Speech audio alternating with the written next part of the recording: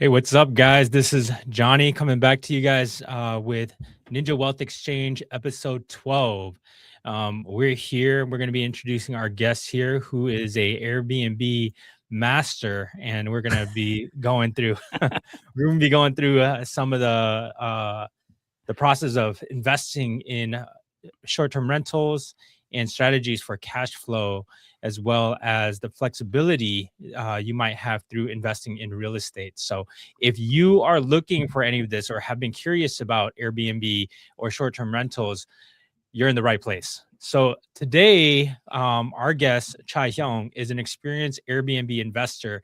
And we're going to be taking him through what we would consider a master class, right? We're going to be going over some of these things that in the Airbnb world, where he's going to break down for us how he does his business and how good it's been. And he's been doing it for a while. So for almost as long as I've known him, I think I knew him for like a couple of years, and then he jumped right into Airbnb and has been super successful at it. So I want to hand this off to Laura and let him go ahead and talk a little bit and then go into the first question. All right. Thanks, Johnny. So first of all, welcome, Chai. Thank you for being here with us and sharing your wealth of knowledge with us here. Yeah, no worries. Appreciate it. Thanks for the invite, guys. Happy to have you here. Let's rewind a little bit. Can you get into how did you first get into real estate? Man, real estate, that was many moons ago, huh? It's been a while, but like way back then, I got laid off back during the crash, and I was like, man, what do I do when I can't do this again, because just got married, and we just got a house, 4-bedroom house, got the car, got the Acura Integra, all that kind of stuff. So the bills was piling up, right? So then like, man, and then the crash hit, right? The real estate crash hit, back in 2008. And so I lost my job, and I was like, holy cow, this is crazy. Like it was hard finding another job because the crash. And I'm like, I need to find something else. So then, so we all know the guy, right? Robert Kiyosaki, right? I was cutting grass, and I was kind of like, listening to him on my headphones. I'm like, he was talking about cash flow. He was talking about real estate. And I was like, I'm like, holy cow, this makes sense the way how he's talking. He makes it really easy. So that's how I got started, So then that was like, the crash. And then we saw prices like really, really low. And I was like, okay, this has got to be my opportunity right here. So that's how I got started. Awesome. All right, cool. So, I mean, very, very similar story to a lot of us here. A lot of us can relate. So that's awesome. And then, so now we're talking about Airbnb today. So why Airbnb for you? Yeah. So we started, big jump, right? So we did, I started, me and my wife, we started buying up all these, real estate during the crash, right? Because they were all cheap, we're all short sales. So we started buying a whole bunch, like 10, 11, 12. And then multifamily came in, right? So multifamily came in, like, oh, maybe I could just try that. That sounds like the big thing. So we tried that. So we got an 8-unit in Milwaukee, right? And then everybody started doing the apartment thing, right? So there was like, I couldn't really, I was getting outbidded with apartments. And then there was this, so Airbnb was the next thing, and I had a couple of friends down here that was saying, hey, you should get into Airbnb down here. So that's how I got started. So, jumped in there. I kind of just looked at the numbers. I'm like, man, that does make sense. It makes more money than just regular long-term rentals, and it makes more money than, my apartment building, as a whole, as one house I'm renting for Airbnb makes more money than my 8-unit. So I'm like, okay, let me jump into it. So then it was also like in that time period where it's like, my job announced that, hey, we're going to lay you guys off in another year. Wow. So I'm like, oh my gosh, so I went ahead and just like, all right, if they're going to lay me off in a year, I got a whole year to like do something, buy some more rentals and stuff like that, so I can get some cash flow. So we start buying up Airbnbs um, for the next year, and that's how we got 5 Airbnbs in Kissimmee, Florida. Nice, nice. That's Okay. smart. At least they gave you a 1 year notice Yeah. because like Most Johnny people are and not I, that lucky. yeah, most people What's are not that? that lucky. Like Johnny Well, and I, we're loan officers too, right? So Yeah. obviously, if you don't have a job, you can't get a loan, right? Exactly. So that was it. So I was like, man, so I got 1 year to get as much property as I can, because I can show, I can show Right, show salary. So that was the right. whole point. It was just me, like, so I cashed out my 401k, all that stuff, and just like, all right, I'm going all in. So took all my money out of my 401k, because Kiyosaki was saying the same thing. Kiyosaki's like, don't follow the 401k thing. So I cashed it all out, Wow. and we just like went all in Airbnb, and it's like, it's been fun ever since, man. Wow. Wow. So, Yeah. let me jump in. So let's dial back, right? Let's dial back. Now I know, like, we've known each other for a while, right? And I remember when you were gonna jump into Airbnb, you were like, dude, you need to jump in too. And I was like, I don't know. I don't know if I can ride that wave, right? And you were like, no, you got to do it. You got to do it. And then what is it? It was like a year later, all of the values like doubled. And I was like, Yeah. holy cow, like he was onto something. But tell us about your first deal, man. Like how did you even go about it? Like, I know that you said you cashed out your 401k. You probably did a lot of other things. Now you had some investment properties already, so you already knew kind of how to manage long-term properties. What was the shift like for your first Airbnb? And then, what did it look like for you, and was it profitable? Yeah, I was a little skeptical at first. I was like, okay, what is this, right? It's like, okay, you hear a lot about it, and then I started looking at the numbers, right? So you can kind of just Google the numbers and say, okay, you know, what is it worth on a, like, my first Airbnb was like a 6 bedroom. So when we went ahead and sat down, I go, okay, what's the first home that's gonna, what kind of houses are making the most money right now in that particular time? So we went ahead and did like a Google search, and then we found like Evolve. Like Evolve was one of the platforms that you can list your Airbnb. We say your Mhm. Airbnb, but Airbnb is like a short term. It's like a word, but or we can say short term rentals, or we can say vacation rentals and that kind of stuff. But like Airbnb, everybody understands that word, right? So Mhm, mhm. if you look at the data, so Evolve is also a platform like Airbnb. So they actually provide some sort of data for that particular market, which is like Orlando, Kissimmee area. So when I looked at it, and they go, this is what a average 5 bedroom or 6 bedroom or 4 bedroom, two bedrooms, and this is what they're producing in a particular year. And I'm like, I want to make the most money as I can, right? So then at that time, I was producing like 60,000, per year. Yeah, and the other ones were like lower. So I'm like, okay, I'm gonna buy, 6 bedrooms, from here on. So that was the taker. So that's what we focused on and jumped into it, and then so that we bought like two, and then the rest was just like five, 5 bedrooms homes. But Okay.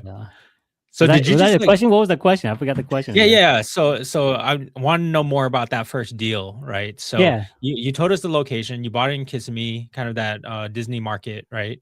Um and then you use Evolve to gauge whether it's going to be profitable or not, and the type of property that is profitable or more profitable.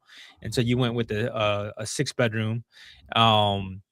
Now, because of your research, you decided to purchase, that size as well as that type of property. Do you think that that property size uh is still doing really, really well, or is there a, like, different numbers of bedrooms are doing better than others, or different, like, are townhomes better than homes, are, condos better than townhomes, like, well, what are you seeing like current day? Yeah, back in the day, I mean, you gotta understand the dynamics after COVID, right? So, back before COVID, everybody wanted, like, families wanted to come together, share a big house together. So the big bedrooms, like 6 bedrooms, like we had, everybody was, we had 3 families coming in, and all that kind of stuff. So that was cool back then. But after COVID, it was like, oh, okay, we want to isolate ourselves. So now the smaller homes are producing better income because you got family that just wants to be by themselves. So that's the occupancy on those are like higher than the 6 bedroom because like bedrooms are pretty big, right? So you walk in there, you're Yeah. like, oh gosh, it's huge, but like it's kind of creepy because like you're not utilizing all those spaces, right? So so the occupancy level is kind of low now for the 6 bedrooms, but the townhomes, the condos, they're kind of high now. It's because people are coming in, they want the kitchen, they want to stay for a week, they want that seclusion, that kind of stuff. So yeah, the smaller bedrooms are actually outproducing the big ones now. So it's a little bit inverse now. Do you think that the 6 bedroom or the larger homes are going to come back after maybe a few years? Oh man, I like to because I got I got 2 homes. Yeah. No, okay. I don't think so, man. Oh, Yeah, I don't think so. I mean, we're kind of stuck. I mean, Interesting. unless but it is kind of weird if we can repurpose those rooms, right? And we got Mhm, people mhm. knocking down walls and making bigger rooms, that kind of stuff. Yeah, So yeah, that might just work because people like bigger space. yeah. We got owners that are like tearing down a couple rooms just to make a bigger room, like a bigger theme room, mhm. Okay. right? So Yeah. if you repurpose that, that might work. Otherwise you're kind of stuck with a 6 bedroom. Okay. So yeah, it just depends. I mean, and it also depends on how you market that way. So I see. um, yeah, And that's specific to that specific Kissimmee location, right? So, like, I know that what is it? Laura and I, we went out to Miami, and they had these massive townhome setups where, like, they would have a jacuzzi and a pool connected to the master, right? yeah. Which is outside, and those, and my understanding is those make bank. Like, it's just it's insane how much money they make. Like, I think it was, what was it, Laura? $3,000 per night.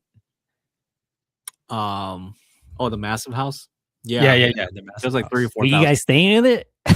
No, no, No, no, no. We no, had friends. We were invited to it. Ballers, man. I was saying, man, you guys are ballers. If you no. That was like a four story place, right? Oh, was it? Four I don't levels. know. I can't remember. I don't know. There's a lot of damn stairs. I was like, and then it had the rooftop pool too. Oh, nice. Yeah, Yeah, Miami is just a different market. I Yeah, yeah. mean, I think their market is a lot smaller. So, they could outprice us, right? But I see. Kissimmee, I mean, area is like what 50,000 homes that's listed. So we're Oh, competing against everybody. No. But Miami, I mean, they got regulations. They got certain areas where they can't rent Mhm. out. So Right. like their market is a lot smaller. So they can say, hey, we're beachside or we're only blocks away, and you know, we can outprice $1,000 per night, Yep. and you get a whole house to yourself. So it's just a different market I see. I see. where yeah, So it's what's the biggest expensive down lesson? there. What's the biggest lesson that you learned in that first, like, maybe year or two? Oh, it's always about location, right? Real estate is always about location. So give you example, like when COVID hit, man, it was like everybody was targeting like all my homes. I mean, like we knew this from the beginning. Real estate is all about location. So like most of my homes when I bought them, they were like 5 or 10 miles away from Disney World. Mhm. Whereas I got friends that were like at least 20 miles away from Disney World, that kind of stuff, and they wouldn't get rented at all. And I had like Wow. homes that were like maybe like just 2 miles away. Like I got homes that are like 7 miles away, and then like homes that are like 10 miles away, and the homes that were 10 miles away weren't getting rented. So because everybody wanted the closest location to Disney at that particular point, Interesting. and Mhm. people weren't coming to Disney, so you had your travelers pool is a lot smaller. So now they're targeting location that are actually like closer to Disney. So now, your pool is a lot smaller. So at this point, that's where it was at. So we saw just owners who were just starving for money. So Really? back at Wow. back at that, it was just everything in real estate is all about location. So All right. Yeah, I think that's business in general, right? yeah, correct. So So Airbnb, it's been on and off as a popular thing, right? Like a shiny object in the investment world, right? Uh, like you said, Johnny even thought about it a couple times. let's do it, Johnny. He's still thinking about it sometimes. Yeah. So Chai, what's your advice for somebody who's thinking about jumping into Airbnb? How can they get started? What's the best way? Well, I mean, the first way is the first thing is always about location. Like I said, you know, pay more than what pay more than what it's going to be more expensive anyways, but pay it because when you get to like certain like crises like what we saw during COVID, those are one that was getting booked. Um, and then the second thing is do your numbers.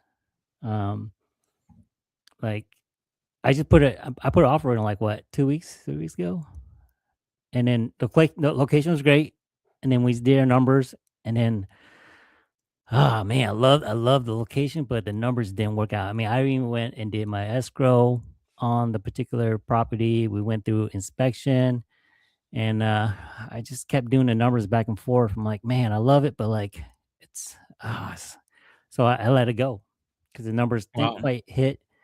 Um, and so I'm like, all right, let's let it go and do something else with it. Because at the end of the day, it's always about like, are you making money with it? Mhm. So, Mhm. yeah, always do your numbers. Yeah, very true. All right. Do I kind of read to you guys? A little bit. You screen? got that flush. Wow. Like we're on a date. I swear I'm not drinking. I'm like kind of a little red right here. It's just probably just the camera. Yeah, it's either the camera or you got a lot of sun this morning. I did. We were working all day. That's what I'm saying. We were talking about earlier. You can kind of see paint right here. I was outside. We were like spray painting. Nice. But Nice. yeah. Yeah. So, no, that's I think that's really really cool, right? So, when you started out, right? I know that, like, so because people that are going to be watching our show, it's going to be probably newer to Airbnb and as well as just the short term market in general. You're still seeing profits, right? Currently, Yeah.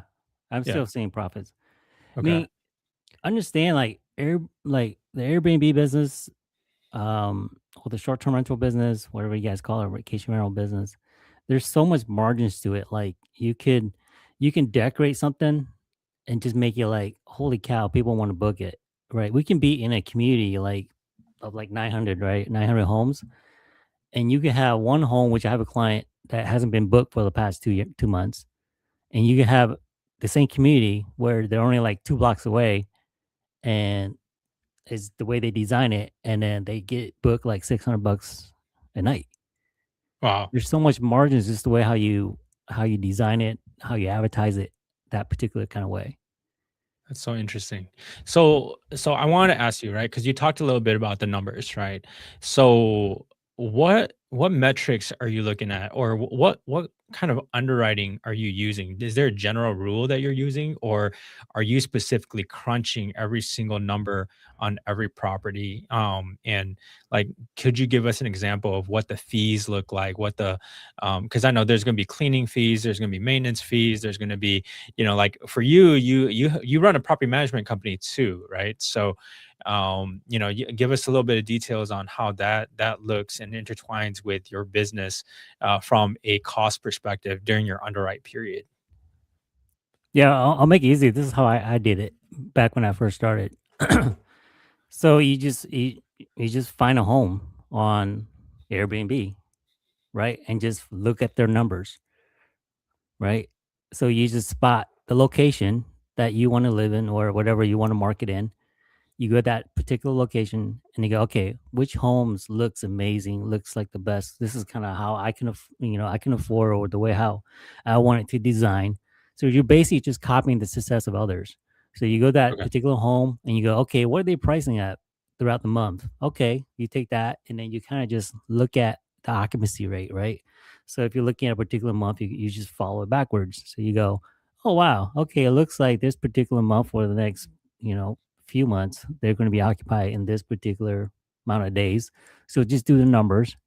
So you do the numbers, you get whatever amount, gross amount you make, and then you start targeting like, okay, can I particular afford that particular home? And then kind of just go from there and see if it makes money at the end of the day. Okay. Right? Okay. So Pretty you simple. Just use follow it back. mortgage calculator to determine what your mortgage is going to look like. Then you take like the monthly payments. Do you look at the fees from the specific, like let's say for example, when you go onto Airbnb, sometimes they have their fees listed, right? These days they've changed it up a little bit to where it's an all-inclusive price on the front, right? On the front end. Mhm. But back then they used to split all these different costs and stuff. And so do you go and you look at like, so I know that there's a group of people that I used to work with called the short term shop, and Luke on the short term shop talks about the enemy method, right? Meaning you go and you look at your competitors as well as the people that's already in the market to find out what it is that they're charging so that you can determine what your charges are. So, the fee from the cost of cleaning, right? Is that the actual cost of cleaning? Or, are Airbnb people, I know some of them are upcharging, right, on some of those things, but for the most part, like for you and your team, do you guys upcharge that, or do you guys just charge like a straight out flat fee, because that's exactly what it costs you guys to actually clean the properties? And then if they know the cleaning amount now, the only thing that's left is maintenance. You take a percentage. Is it like 10% of the profits that you expected to repair the home over time? Or like from what I've heard, if you have an immaculate Airbnb and it's of a high value, the people that actually stays in it takes care of it as if it's a high value home. So you don't have things that breaks on you very often. However, if you're priced wrong, then they might use your house as a party house. They might break a couple TVs, right? So, like, Yeah. what are your thoughts around all of that? Well, it's a two-part question, right? So Mhm. are we looking at from a management point of view, or you mean you're looking at, from an investor? Um, Investor. so as an investor, first of all, you want to consult, your mortgage guy, right? Hmm. Talk to your mortgage guy, say what can you can afford, right? And if you can even afford that particular home in that particular market, right? If you can, then great. Now you do your particular gross amount, like what that home can produce for that particular month, right? And that's Hmm. by going to the search engines, the Airbnb sites, and just kind of get an idea what these homes can produce, per month. And if it doesn't, then okay, all right, it doesn't work out. The other part is the management side, where okay, you have all these other fees that you have to, like people to manage, right? There's Hmm. there's there's many variables, like private managers. Sometimes if you want them to do everything for you, right? Hmm. They're doing the bookings and then fix their stuff for you and all that kind of stuff. There's certain packages property managers do. Maybe there's sometimes they'll just say, hey, we'll do the bookings and then we'll just and we'll fix the stuff for you. We'll do the cleaning for you, and then we'll just give you a percentage outside of that. My business itself, we just do just the management side. We charge you a monthly fee. Anything that needs to be fixed, we'll say, hey, you want us to fix this? We'll charge you a little fee on that, on top of that, and then we manage the cleaning, that kind of stuff, and all that stuff is kind of like you can kind of decipher that on the Airbnb or Verbal, which is like another engine that you find your rentals at, and they can kind of give you the fees, and then you can kind of go, okay, if a cleaning fee costs 130 across all these homes, then you kind of get an idea like how much, because Got normally it. normally apartment manager won't charge anything more than what the cleaning fee is, unless they're trying to milk more money. I So see. it's normally lower. It's normally lower than the cleaning fee from what you see on the search engines. Got So, it. but it's also just call and talk to a property. There's tons of property managers. Sometimes they'll give you a break, that kind of stuff, for several months just to get you as a client. But it's really the variable is so many different types of like ways to manage at home. Got it. Got it. So if they're in the Kiss Me market, just call you and your team, right? Because you guys Yeah, manage just give me properties a out there. call, or reach out to me and say, hey, what does it cost? I'll tell you, for example, like a 3 bedroom, we'll charge 130, right? And that's us coming Mhm, out, mhm. scheduling, cleaning, and then us like checking everything, see that everything's fine. We record, so there's any sort of damages, we go ahead and report that back to you, and that's just the cleaning part. On top of that, if you have a pool, then we charge amount like if it's a 3 bedroom, that's usually about 1/20th to clean your pool monthly and that kind of stuff. So that starts stacking. So and it just depends on what they do. Sometimes they just clean weekly and then they run, right? They come in 20 minutes, they clean, and then they're gone. For us, we charge like 120. We go in there, we clean. Every time a guest checks in, we go back and clean the pool as well. So it's like it depends on what type of services you guys kind of want, and what type of stuff your property management does too. So there's also, it's like a huge range, and every property management company does it differently. So if you want to save some and if you have a friend that wants it clean for you, then that's a different story too, right? You manage the bookings and your friend comes and cleans and takes care of it for you, that kind of stuff. So it really depends. Nice. I Okay. know Cool. that's Cool. Cool. hard, but like once you get your numbers right, you should be able to calculate, okay, is it worth it enough?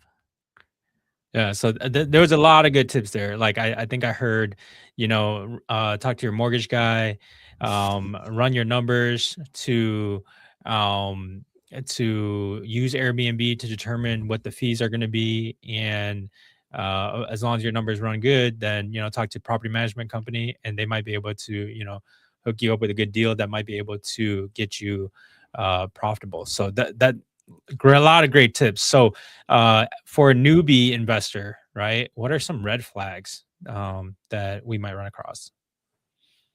Red flags. Yeah, Oh like things man. that we should avoid, or Uh, Location again, okay. right? It's always like like I had like so when I taught when I was flashing my numbers on Airbnb back in the day, right? Hmm, hmm. so we did a few even if we did a few podcasts with me back in the day with a few other podcasts. So Hmm. we had some home people come and start buying up around the Kissimmee area, but Okay. they wouldn't buy like because it was during COVID, right? And that was when like everything was Peak. started going up, right? Yeah. And everybody was trying to jump in, right? So I mean, they couldn't afford like a $600,000 home, right? So they went to like something cheaper, which is like maybe a 20 or 30 miles away from Disney, right? Oh man. Yeah. So they were jumping in. Oh, I want to get into Airbnb business and stuff like that, and so they bought it further. So now they're struggling, right? Because like the traveling pool has gotten smaller and the prices has dipped a little bit. So now they're starving because now they bought it when it was high was $600,000. Now all the prices, now there's so much competition in Airbnb. Now they're getting squeezed with margins and stuff like that. Right. So it's Hmm. always about location, right? You buy right, people gonna want to come. I mean, at least you're survive because people are still coming. Now these homes are getting vacant and they were reaching out to me like, hey, what can I do? I'm like, dude, I can't do anything for you. I can't show you. You can't squeeze anything much more out of this because your location is way too far out. And now you're trying to sell the home. You can't sell it because nobody wants to buy it because like It's everybody way else too far. is, yeah, everybody else is trying to do an Airbnb business over there too. So everybody's trying to get out. So now you're stuck. So that's like, sorry, wish you would talk to me. Back to location again. That's the thing. Everything else you can kind of fix, right? You can't fix your location. You can make your home better. You can paint it. You can theme it right, and you're just bank. If you theme it right, but you can't change your location. So like I said, it goes back to margins. Like make because when people look, they don't look at they look at location. Okay, how far is it from Disney? And they go, oh, this look cool, and that's pretty much it. So if you're too far out, and then like your theming looks nice, but everybody else is kind of like almost the same thing, then it's like, oh, I'll still stick with the guy with the homes that's closer. Yeah, right? that's And like then me when we go to Vegas, right? I'm looking for a Street Fighter machine, right? So yeah. that when my kids aren't up, I have something to do. And you can always like, okay, even you get the location right, uh, you can always like drop prices to get people to come in. So you I at see. least get something trickle, like money trickle coming in Got it. to pay the bills, right? Yeah, But do like the if you rough don't have season. right, exactly, and if you don't have the right location, like you can lower as much as you can. Now you're getting like the bad people, right? People just want to come party. You know, you're renting it out for like $80 a night. I mean, that's cheaper than hotels. Now they're getting a whole house to themselves. You got a Right. pool there. You know, they're coming in for birthday parties and then they're just like trashing the place because they're inviting the whole family, you know, from in town and everybody's coming to do a birthday party for $80 a night at your home. I mean, I think if you did, was it $80 a night and you required them to stay for 7 nights, then less people would use it as a birthday It party doesn't house. matter. $80, Oh, you know, really? that's like what, eight times seven is what, 40, 50, you know, Yeah. $500. That's $500. You know, like, we get a Yeah, whole house true. $500 and I don't have to stay there the whole time. Yep. Right? We're there for the weekend. I'm just, you know, I'm coming on Friday, you know, $500 just to rent. Look, I mean, dude, try renting an event hall for $500 a night to Yeah, throw a you can. party. Yeah, Yeah. $500. Hey, we got a pool. Hey, everybody come over. You know, we're gonna, you know, blow some stuff up. You know, and yeah, $500, and then peace out. We're done. You know, we have So to, has you that know. happened to you? Like, have you Oh priced yeah, loan? oh yeah. The stories I can tell you guys. Okay, so That'd be another show.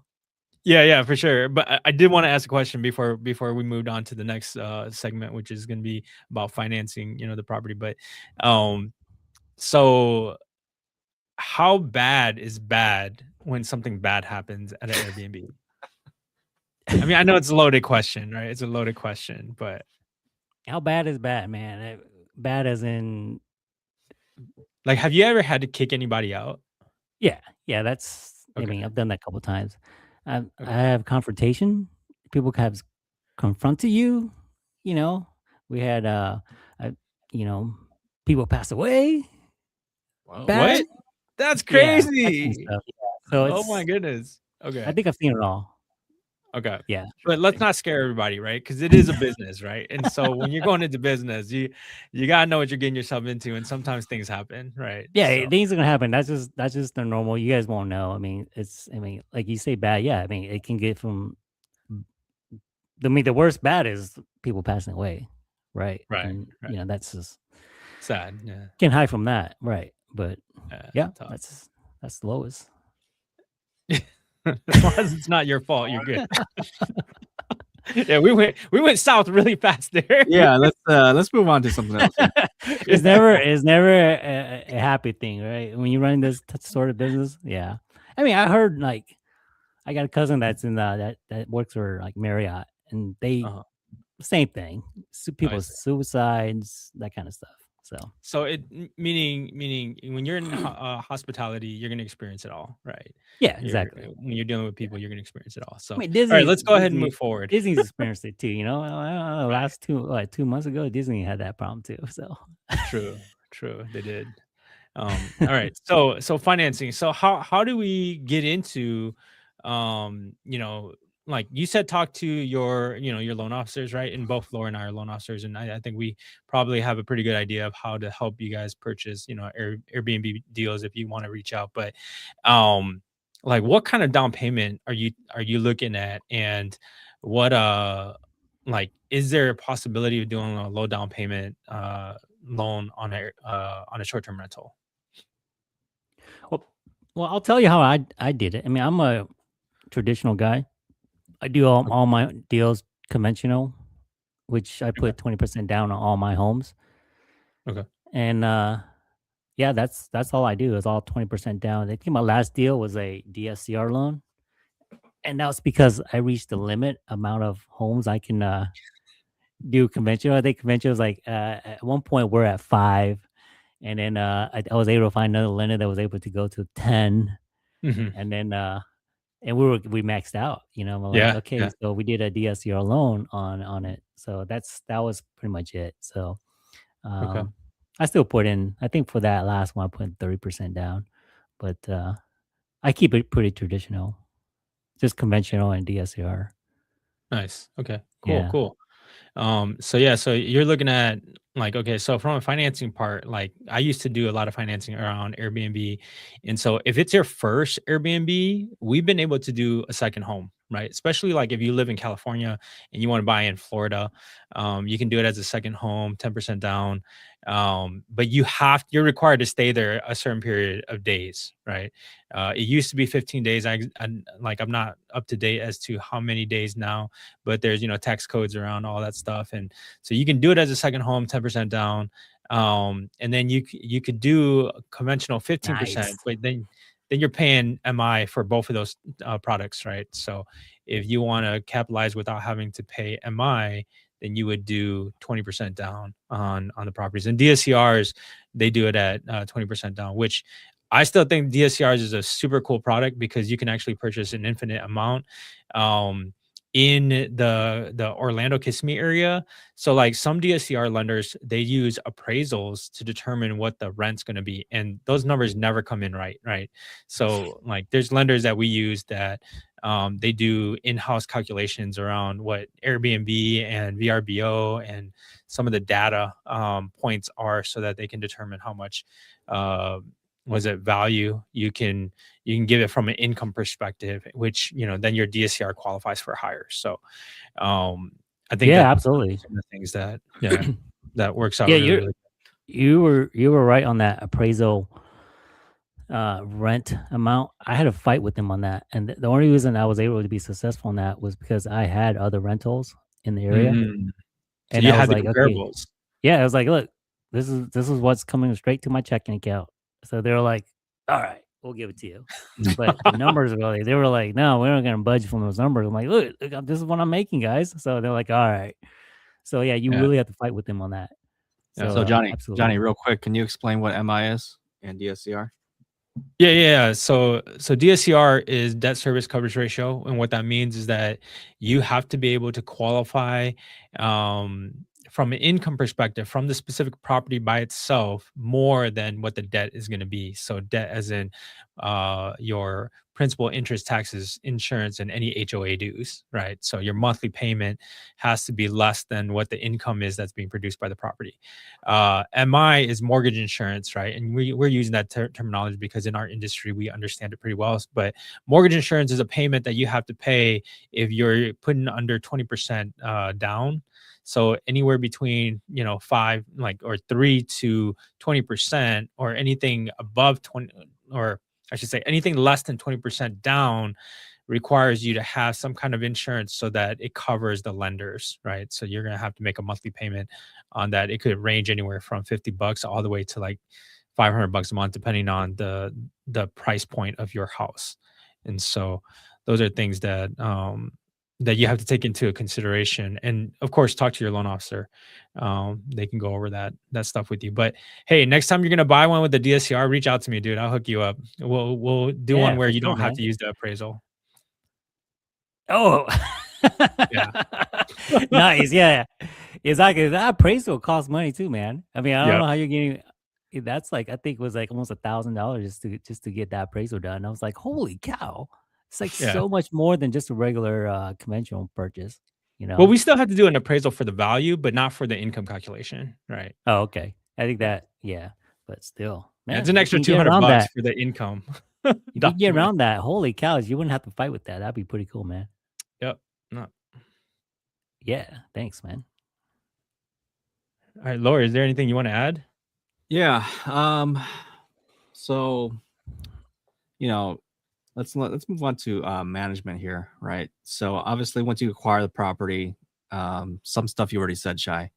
Management is key to success of your place, right? So you yourself, sounds like you self-manage. Is that correct? I have a management company, so I Right. self-manage my house.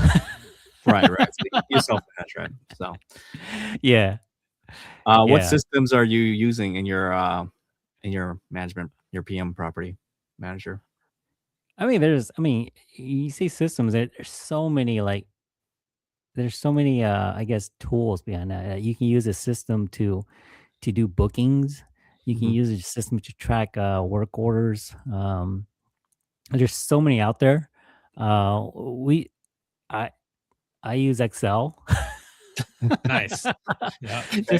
just to track my cleaning, just because it's not the way how other companies are doing it. So I use Excel just to track my cleanings, and then we break about 150 cleans a month. So it's so Hey, much that's easier. crazy. Yeah, it's Wow. crazy. My payroll was like 20, like wait 25K a month. Holy cow on that. But yeah, cleaning is crazy on that. And then but so it's got to be specific. So Excel was able to do that for us, and is able to give us a better pinpoint, like who's cleaning who and that kind of stuff. But as far as work orders, we use like a pool company. Software is called Skimmer.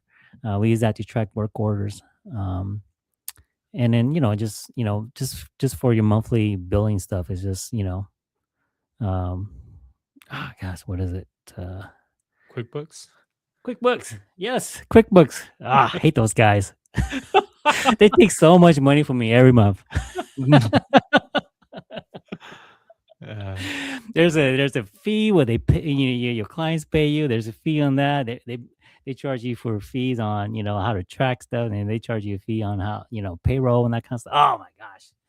So yeah, they're making it pretty penny for me every month on that. So that's pretty much the three stuff that we use, and then of course Google Photos. That's just capture data, pictures, that kind of stuff. And that's all stuff. That stuff's free. So you have multiple properties that you own yourself, multiple properties that you manage too. Is there a software system that you use to manage all those properties all at once? Well, it's called Hospitable, and that just tracks my booking. That's pretty much it. But I just have five, so like literally, I can just kind of manually track it. But like, I like to eyeball everything all at once, and that just does booking. It just kind of puts everything together into like one platform, kind of like Outlook. So like when somebody message, it comes into like one particular inbox, and you just kind Mhm. of respond, and it does a little automation too if you need to. That's pretty much about it. But that itself it costs money too, right? So Of you try and course. squeeze profit at the end of the month. So you know you try to do as minimal and get the free stuff Yeah. uh, So that you can. hospitable, like you said, it combines your multiple inboxes together, right? So what platforms are your properties on besides Airbnb? It's just Oh, you're verbal just Vrbo? Airbnb. Okay. Yeah, and I mean, I don't know what it is, but like verbal is like 95% of my bookings are verbal, and like Nice. wow. 5%. It should be the opposite, right? Because Airbnb has the bigger market in Mhm. my area, but somehow I just keeps getting maybe it's that verbal that shoots me to the top, and Airbnb suppresses me somehow. But like yeah, the bigger if the bigger market is always Airbnb because they control about 95% of the market over there. But Wow, that's somehow, insane. yeah, somehow I just keep getting my verbal bookings from there. So yeah, Right, right. So then, in a way, I mean, hospitable. So for the people who don't know, that's going to help you to not double book, right? that's correct.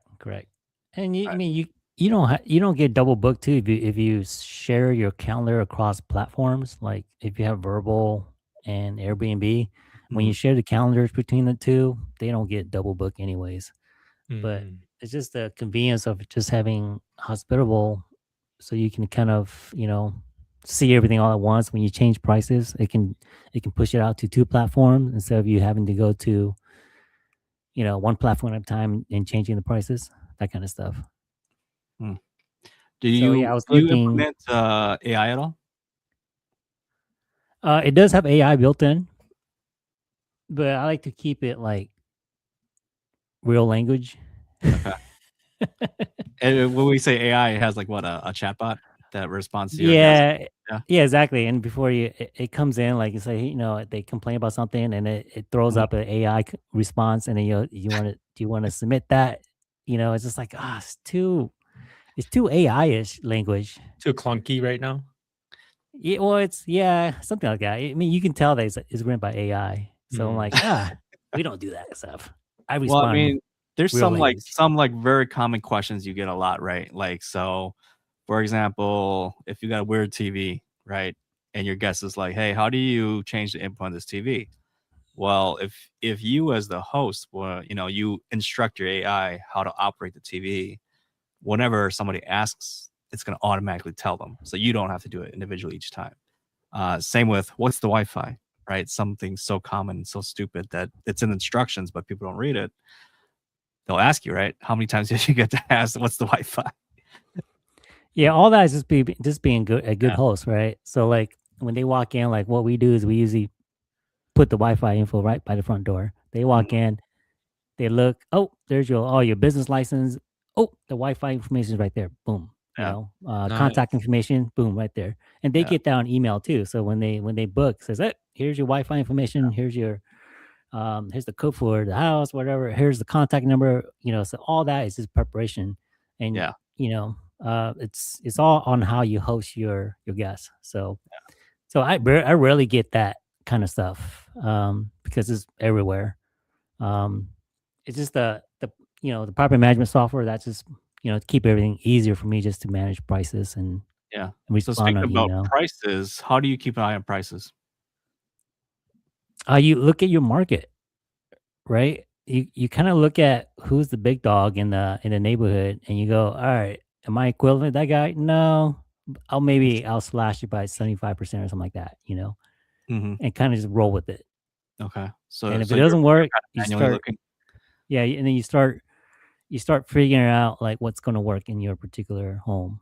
Yeah. So then How often are you looking at your competition? about once. I mean, once you see it, and I mean, I've been doing this for like 9 years. Mhm. You can kind of get an idea. Like you can't go above like I don't know, like $400, something like that, right? Christmas you can get more than like $500, and you can Sure. kind of get an idea of what your market is for your particular home.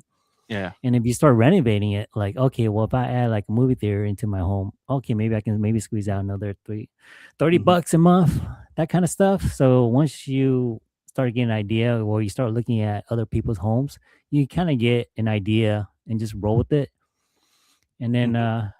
if it doesn't work, you just start adjusting the prices and then kind of go from there. But like I said, if you look at your market, which is like your neighborhood, you can kind of get an idea how much you could get for. I mean, people pay for like other like services for it, but you got real data in front of you. Like you look at your neighbor and how much they're charging. You're like, okay, ultimately you're competing against them anyway. So if their prices are this much and you want to get a booking, or you just lower price a little bit, you might beat them out depending on what you have.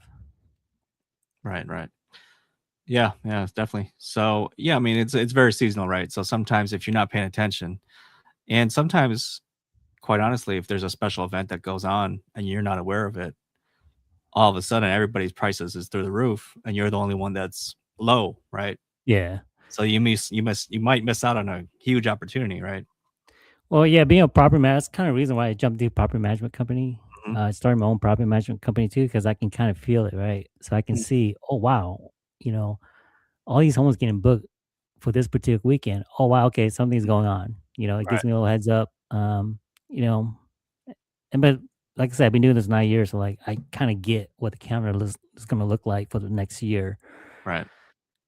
But you can kind of see what the whole market is doing too, because you're a property management business, so you can kind of see, okay, if everybody else is low, then that's normal for everybody. Me, I should be expecting that too, right? Because I see everybody's calendar. Mhm. Yeah, Yeah. and I know what works and don't work. Nice, nice. Yeah. So when you manage properties, right? Do you also manage their price points, or do you just like in the bookings, or do you just manage the property management side? Just the property management side. Okay. Yeah, I try to stay away. I feel guilty. I feel bad If I'm doing the price points and they're not booked, oh man, I that see. just hurts me. Yeah. Too, Okay. I get kind of soft that way because I'm not making you money. So I'm like, I'll stay away from that part. I Right. see. I'll take care of your property. I mean, I'll make sure it's clean, make sure it's worked in, everything's great. But as far as you making an income, that's kind of up to you. The way how you design it, the way how you want it to be, and we'll let uh we'll let the audience or whatever the traveler, figure out if they like your price points from there. Got it. Got it. Do you Yeah. handle So the how communications for those people that you property manage, or you leave it up to them? No, the host, the host Okay. do. Usually, I mean, majority of the time, like if you really look, like just like in like long term rentals, right?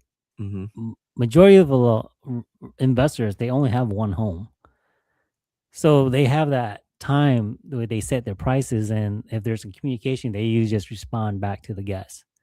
It's very slim that you'll get uh, an owner with multiple homes.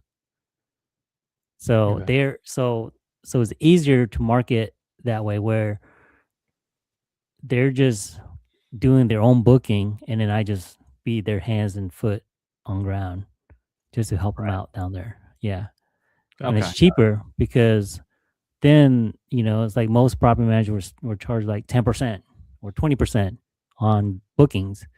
Hmm. Whereas sometimes you just set your prices, and then, if you get booked, you get booked, and you just adjust it along the way throughout the week. So it saves them Nice. money that way.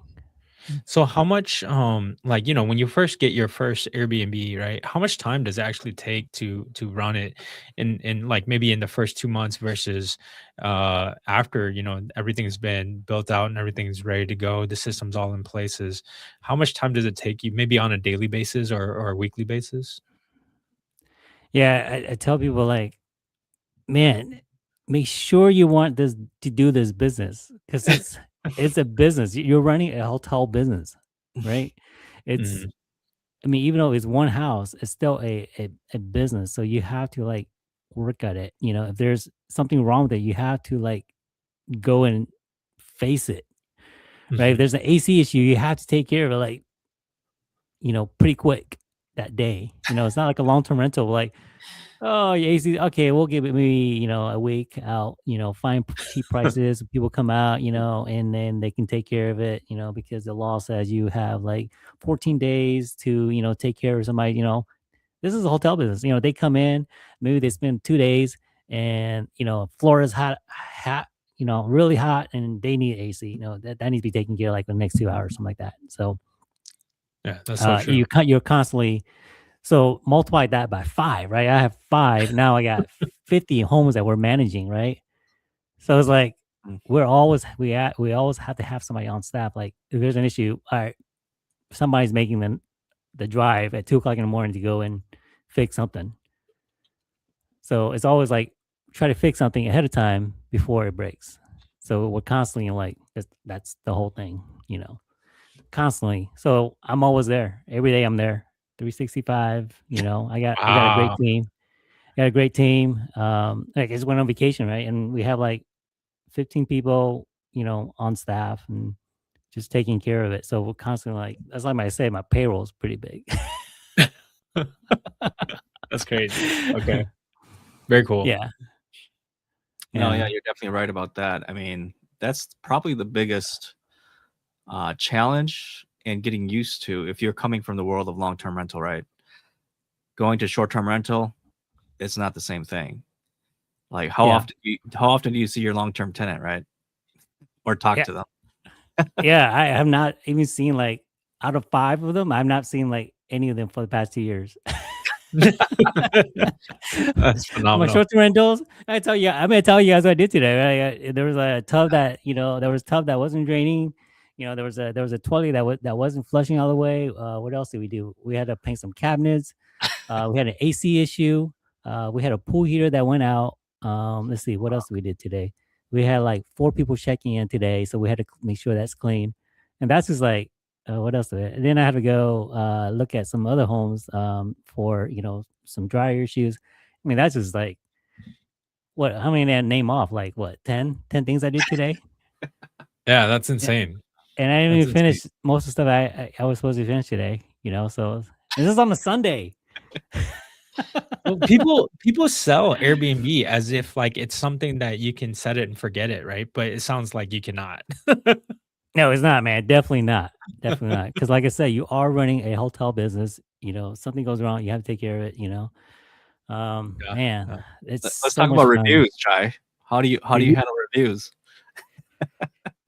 Oh man, I mean, for the most part, if you take care of whatever, if you become responsive, they reach out and say, "Hey, there's a problem." You go, okay, you take care right away. They're usually okay.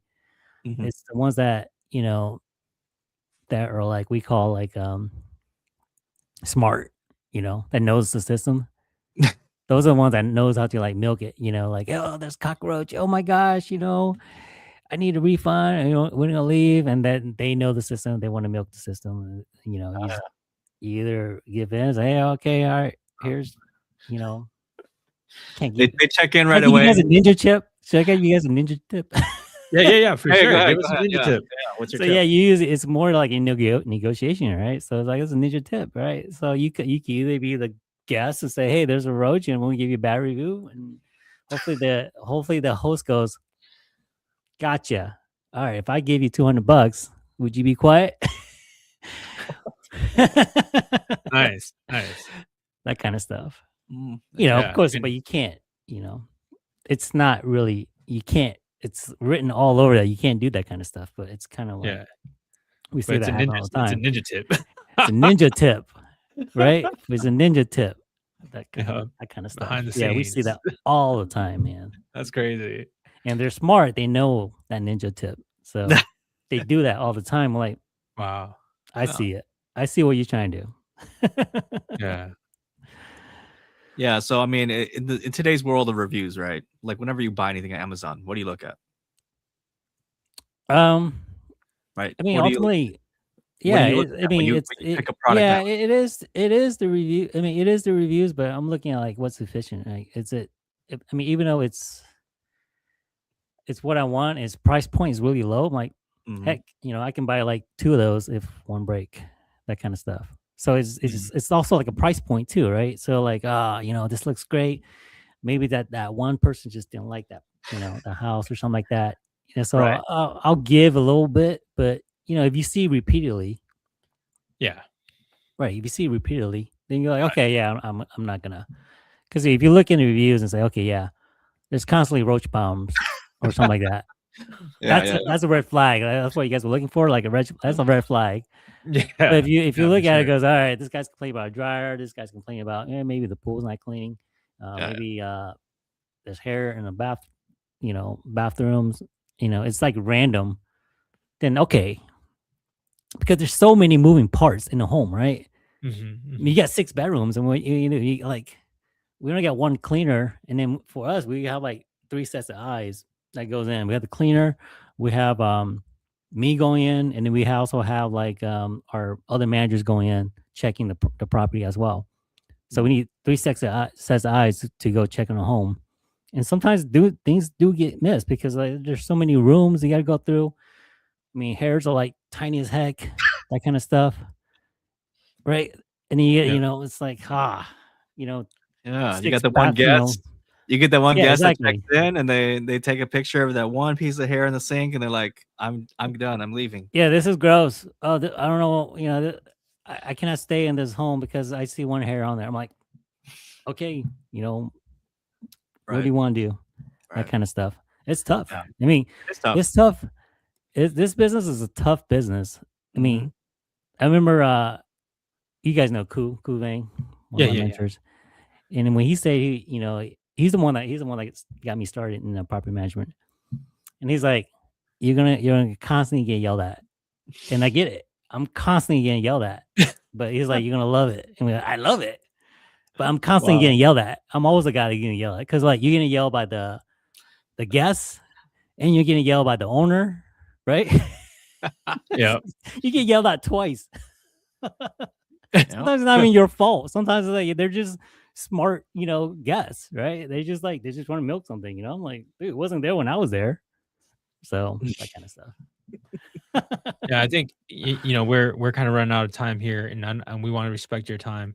I have one last question before we start going over the rapid fire questions and stuff like that. I don't know if Laura has another question, but um, in the Airbnb world, it's super fast changing, right? And yeah, I've seen cities where regulations have come out and they don't allow Airbnb anymore in that specific location. Someone might have like three different locations.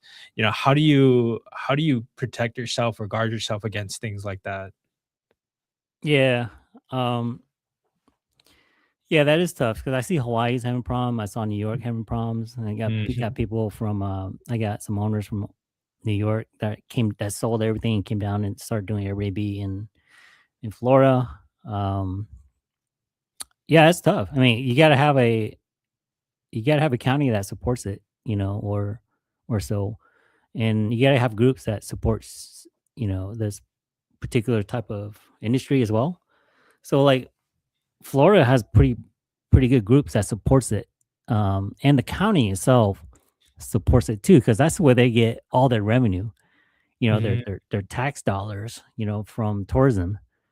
So Yep. if you look at, man, I think they were like making like tons of millions of dollars just from like tourist tax, just from like Nice. Mm. I mean, you got 50,000 listings for like I don't know 7% for income coming in for like per booking. Man, that's tons of money coming in.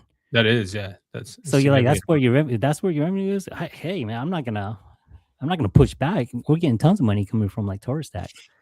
So you gotta have like Nice. county like supports it, and then the resort has to support it too, and that kind of stuff. So you gotta look at layers. Like, okay, so we got the governor supports it.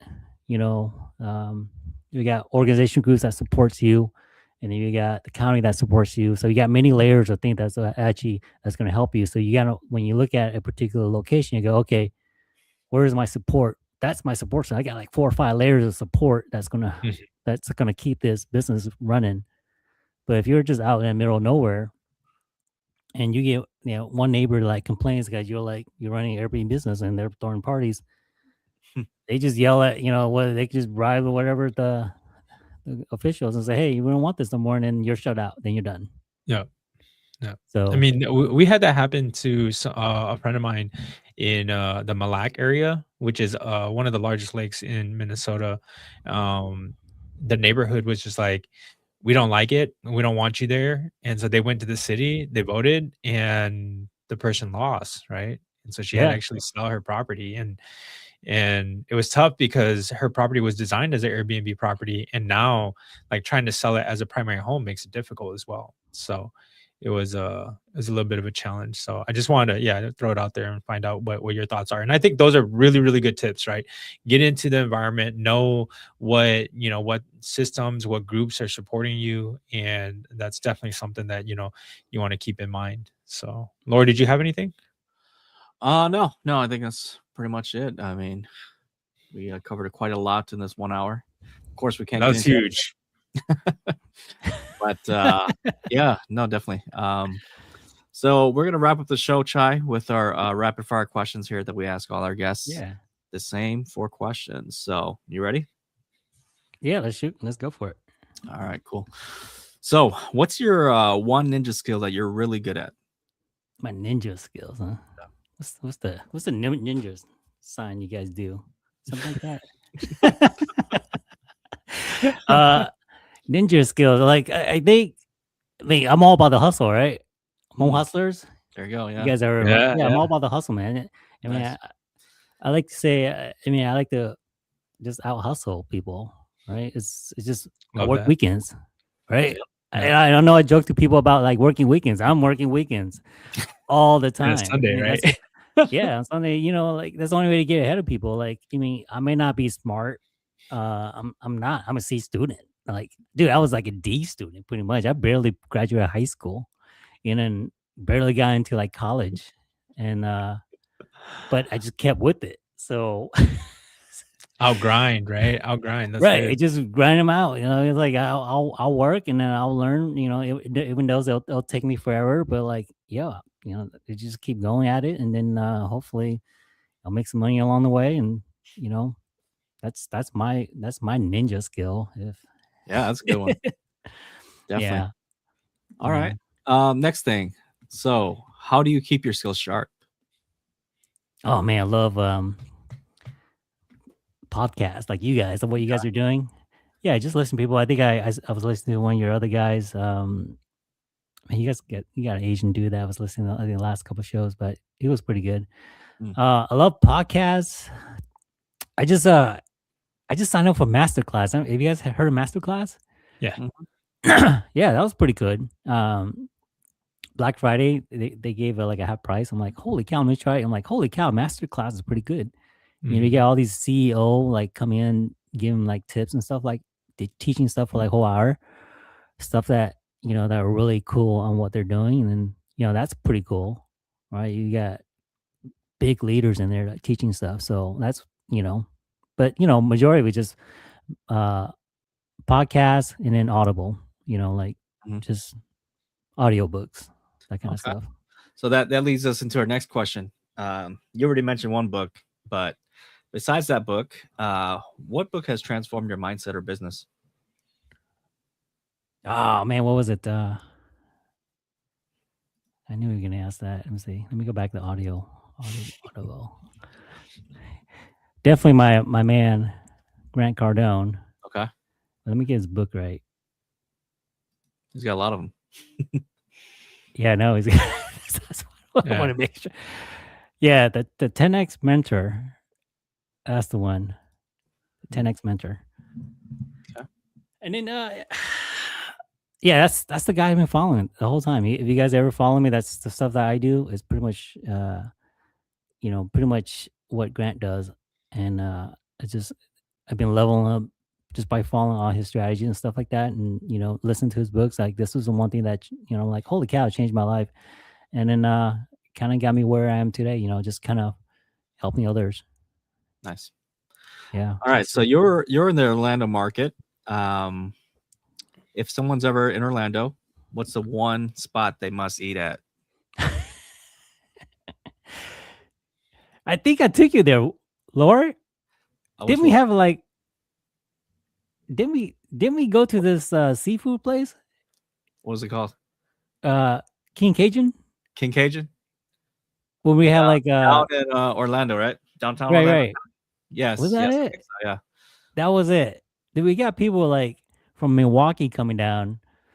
Yes. And the first thing they do is like go there first. You know, I got family, right? I got family that comes down and they're like, they won't even come to my house first. Well, let them pick them up. They're like, all right, we're gonna get down, we're gonna get our rental, and we'll go eat at King Cajun. Right? They don't want to drive back. That's why. They don't want to drive back to Orlando. And then they come visit me. And then before they leave, they go back to King Cajun, eat that stuff, and then they leave. I'm like, what the heck? You know, but it's like crawfish, guys. Whoever it is, it's crawfish. Crawfish. It's Crawfish. yeah, it's Super crawfish. boiled. It's a certain type of like it's almost like a curry type of sauce that they put on there. We gotta get it's called like oh man. Shebang, yes, shebang sauce. You gotta get the one, get a crawfish. It's called shebang. So if you ever hear me say shebang on Facebook or something like that, it's because that's the sauce that everybody when they come down, they're like, okay, well, we want some shebang. That's too good. I might have to skip out on that. I'm not a big seafood crawfish person, but it's not. I don't even like it. I don't even like crawfish, but they do it with shrimp too. So you can just get shrimp and then and it's amazing. So nice. Yeah. That sounds super cool. So for all those that like seafood, you know, it's shrimp and crawfish. You got to jump in and try King potatoes Cajun in out. there. I don't know, Laura, did you like it? I don't know if you remember. That's a long time ago. It was good. It was good. No, I did not dislike it. Yeah. No, but I think we were. So there's another place down there that we kind of liked. The Laos place, Sticky Rice. Oh, okay. Yeah. I don't know if it's still open, but it's been a while. It's still open. Okay. Yeah. It's still there.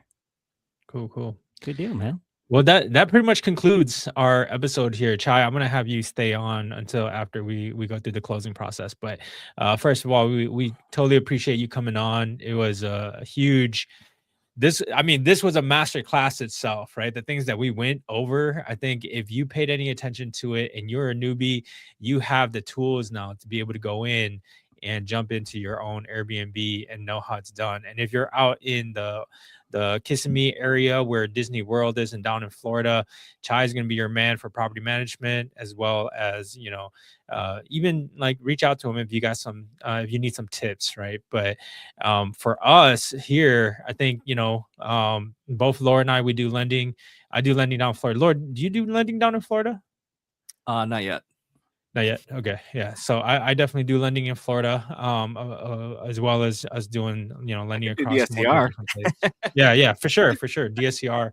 And so one other thing, Chai, where can people get a hold of you? Yeah.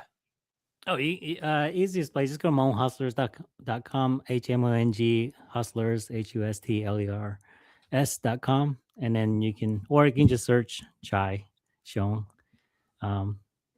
Yeah, you can find me. I'll give you guys some links if you guys want to put it in the show notes.